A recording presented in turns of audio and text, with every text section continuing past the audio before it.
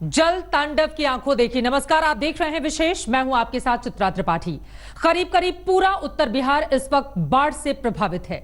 राज्य की 5 बड़ी नदियां खतरे के निशान से ऊपर बह रही हैं, लेकिन कोसी एक बार फिर सबसे ज्यादा तबाही मचा रही है।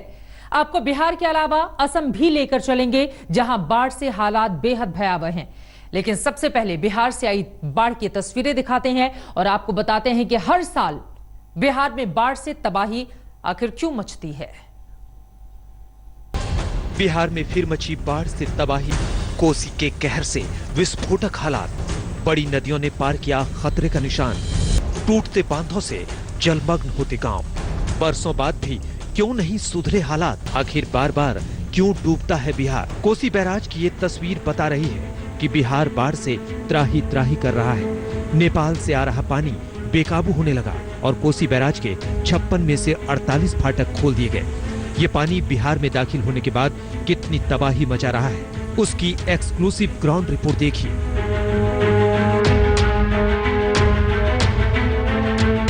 आप देख सकते हैं मेरे पीछे ये नदी जो है किस तरीके से, यहाँ पे आप देखिए नदी में उफान आया हुआ है और कोसी अपना रौद्र रूप एक बार फिर दिखा रही है। कोसी को बिहार का शोक कहते हैं। बिहार में जब भी बाढ़ आती है तो सबसे ज्यादा तबाही इसी कोसी नदी की वजह से मचती है। आखिर इसकी वजह क्या है? तो इस नक्शे की मदद से आपको बताते हैं कि हर बार कोसी इतनी तबाही क्यों मचाती है। कोसी नदी दक्षिण तिब्बत और नेपाल की उत्तरी सीमा के पास से निकलती है और फिर ये नेपाल को पार कर बिहार में दाखिल होती है। बिहार में आने के बाद ये घुमावदार रास्ता अपनाते हुए कटिहार जिले के कुर्सेला में गंगा में मिल जाती है। बिहार भारत के सबसे ज्यादा बाढ़ प्रभावित राज्यों में से एक है और इसकी एक बड़ी वजह यही कोसी नदी है। लेकिन बीते कुछ सालों में कोसी का कहर एक खास वजह से बहुत ज्यादा बढ़ गया है। दरअसल पिछले कुछ सालों में कोसी ने अपना रास्ता बदला है और वो अपने मुख्य रास्ते से 150 किलोमीटर पश्चिम की दिशा में चली गई है। नहीं तो नेपाल से बिहार में दाखिल होने के बाद इसका रास्ता बिल्कुल सीधा था। नदी के तल में गाद को रास्ता बदलने की वजह बताया जाता है, लेकिन रास्ता बदलने से एक बहुत बड़ा इलाका बाढ़ क्षेत्र में जाता है। यही वजह है कि कोसी क्षेत्र में कई गांव नदी के बीच भी है और जब भी बाढ़ आती है तो ये गांव डूब जाते हैं। इन गांवों से लोगों का सुरक्षित इलाकों के लिए पलायन शुरू हो जाता है। कोसी नदी एक बार फिर से अपना विकराल रूप दिखा रही है और लगातार नेपाल से जो पानी छोड़ा जा रहा है और बिहार में भी जो पिछले 24 घंटों से लगातार मूसलाधार बारिश हो रही है, उसकी वजह से कोसी का जलस्तर आप देख सकते हैं किस तरीके से जो है वो बढ़ चुका है। कोसी का तो काफी डरावना रूप है और हर साल जो यहाँ की आबादी है, जो लाखों एकड़ की जमीन है, हर साल वो जो कोसी की ये रौद्र रूप है उसमें समा जाता है। तकरीबन लाखों की आबादी अभी तक पलायन कर चुका है। बीते 40-50 साल से बिहार समय समय पर बाढ़ की ऐसी ही तबाही झेलता आ रहा है। साल बदलते गए लेकिन हालात नहीं बदले। आखिर क्यों? इसकी वजह है सिर्फ बिहार ही नहीं, तमाम सरकारों में इच्छा शक्ति की कमी या फिर जानबूझकर इस समस्या को बरकरार रखना। आखिर क्या वजह है कि नदियों पर बांध बनाकर ही सरकारों ने अपनी जिम्मेदारी पूरी कर ली, जबकि समस्या की जड़ असल यही बांध है। क्या होता है जब एम्बैंकमेंट बनता है तो एम्बैंकमेंट रिवर का जो सेडिमेंट है, Brahmaputra basin, Brahmaputra river is carries high amount of sediments. वो सेडिमेंट रिवर का बाहर नहीं जा सकता है, तो river bed it comes up, river bed rises. I think same is happening in Ganga basin. अब बांध बनाने की शुरुआत कब और कैसे हुई, ये समझने के लिए करीब 66 साल पीछे जाना होगा। 1954 में बाढ़ नियंत्रण नीति बनी। इसमें 2 रणनीतियों पर काम किया गया। पहली रणनीति नदियों पर बांध बनाने की थी। दूसरी रणनीति नदियों और सहायक नदियों के साथ जलाशय बनाने की थी। इसे बाढ़ से निपटने का स्थायी समाधान समझा जाता है, लेकिन तमाम राज्य सरकारों ने बांध बनाने की रणनीति अपनाई और इस वजह से ही हर साल बाढ़ की विभीषिका देखने को मिलती है। नीतीश सरकार कहती है बांध दुरुस्त है, लेकिन आज तक की ग्राउंड रिपोर्ट ने इस दावे की पोल खोल दी। बिहार सरकार ने दावा किया है कि बाढ़ के इस समय में प्रदेश में जितने भी तटबंध है वो पूरी तरीके से सुरक्षित है, लेकिन सरकार के दावे कितने खोखले हैं उसको दिखाने के लिए इस वक्त हम बलवा गांव पहुंचे हैं सहरसा में, जहां पर ये मुख्य तटबंध है कोसी नदी के पर। आप देख सकते हैं ये मुख्य तटबंध जो है वो किस तरीके से इसमें इतना बड़ा और एक चौड़ा सा दरार पड़ चुका है। इन सब के बीच उत्तर बिहार के कई इलाकों में लगातार बारिश जारी है।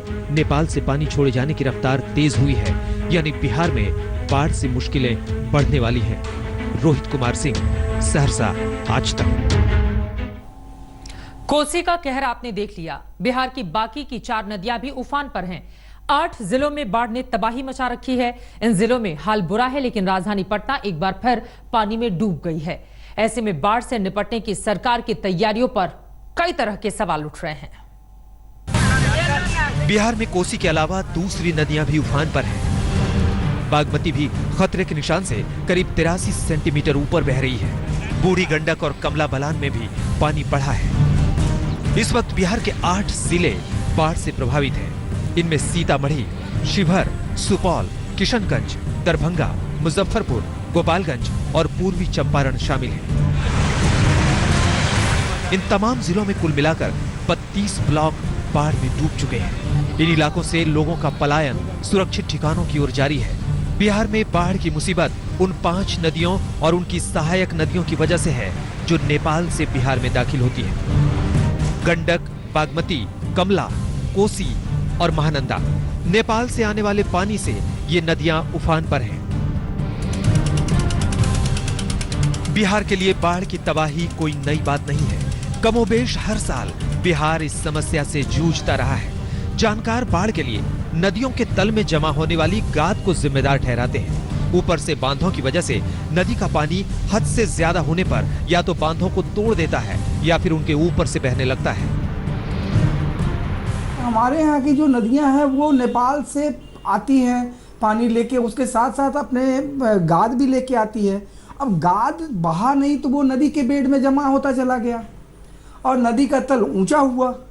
वैसे स्थिति में अब थोड़ा भी पानी आता है तो वो गाद के कारण तो नदी का पेट पहले ही से ऊंचा है, अब वो चारों तरफ फैलती है, तटबंधों को तोड़ती है। दूसरी तरफ बांधों की वजह से ही बारिश का पानी नदी में नहीं जाता और अक्सर बारिश से ही बाढ़ आ जाती है। इसकी एक बड़ी वजह यह भी है कि ज्यादातर तालाबों और जलाशयों पर अब आबादी बस चुकी है। पिछले साल पटना के कई इलाके डूब गए थे, इस बार भी हालात नहीं बदले। देख सकते हैं ये कांग्रेस मैदान है कदम कुआं इलाके का, और ये दृश्य आपको पिछले साल की याद दिलाएगा। जिस तरीके से पिछले साल राजेंद्र नगर और इन तमाम इलाकों में जल जमाव हुआ था और सरकार ने उसके बाद काफ़ी ज़ोर शोर से जल जमाव रोकने के लिए तमाम तरह के वादे किए थे, लेकिन उन वादों का क्या हुआ है आप देख सकते हैं। अगर नीतीश कुमार की सरकार पटना को डूबने से नहीं बचा पाती तो उत्तर बिहार में कहर मचाती नदियों से वो कैसे निपट सकती है। सहरसा में रोहित कुमार सिंह के साथ सुजीत कुमार झा, पटना, आज तक।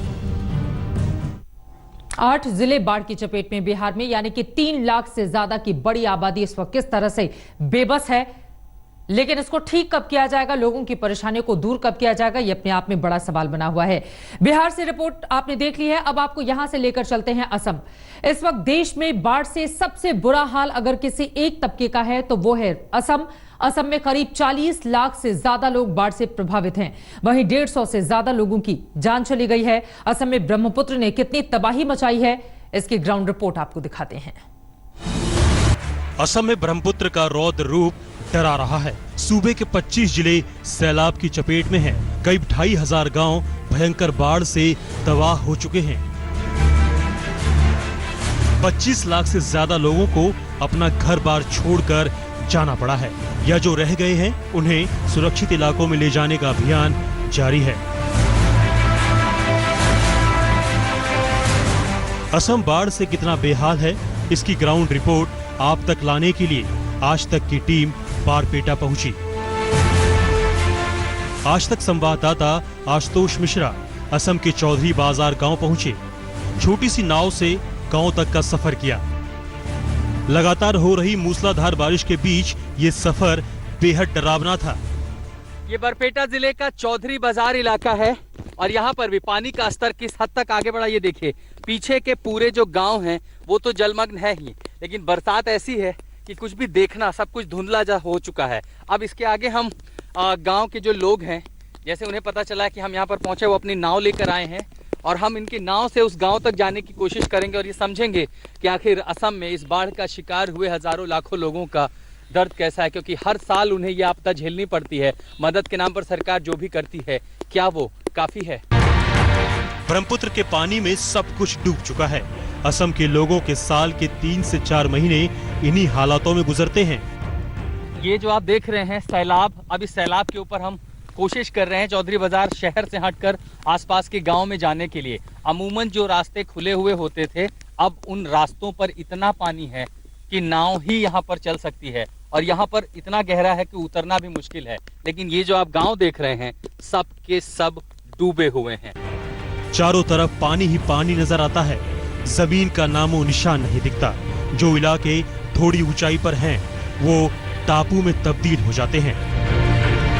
जिंदगी की इन दुश्वारियों को झेलते लोगों को सरकार से ही मदद की आस है, लेकिन मदद भी शायद ही पहुंच पाती है। इतने सारे बच्चों के साथ अपने दिन से रह रही हैं। कितना दिन हो गया पानी ऐसे गांव में आए? 2 महीना हो गया। 2 महीने से आप ऐसे ही रह रही हैं? हाँ। खाना पीना राशन जो बाकी मदद पहुंचती है वो सरकार कह रही है हम मदद दे रहे हैं। घर में 8 केजी चावल पया है, 1.5 केजी दाल पया है और कुछ नहीं मिला। कोई आया था देखने के लिए आप लोग किस कंडीशन में रहते हैं? नहीं, देखने पे नहीं आना। आप लोगों ने सरपंच को, प्रधान को, किसी को बताया कि किस हाल में आप लोग? जानता है, शवन भी जानता है।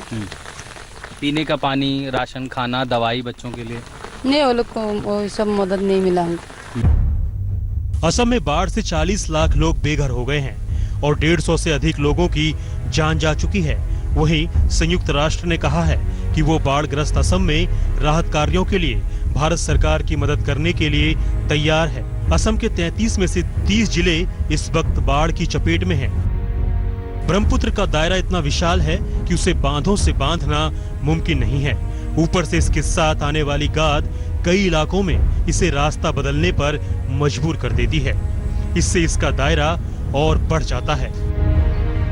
आशुतोष मिश्रा, बारपेटा, आज तक। इसी के साथ एक छोटे से ब्रेक के लिए हम रुकेंगे, लेकिन जब वापस लौटेंगे तो आगे आपको लेकर चलेंगे असम के काजीरंगा पार्क और दिखाएंगे वहां परिस्थिति किस तरह से हो गई है बेहद भयावह। आप देखते रहिए विशेष।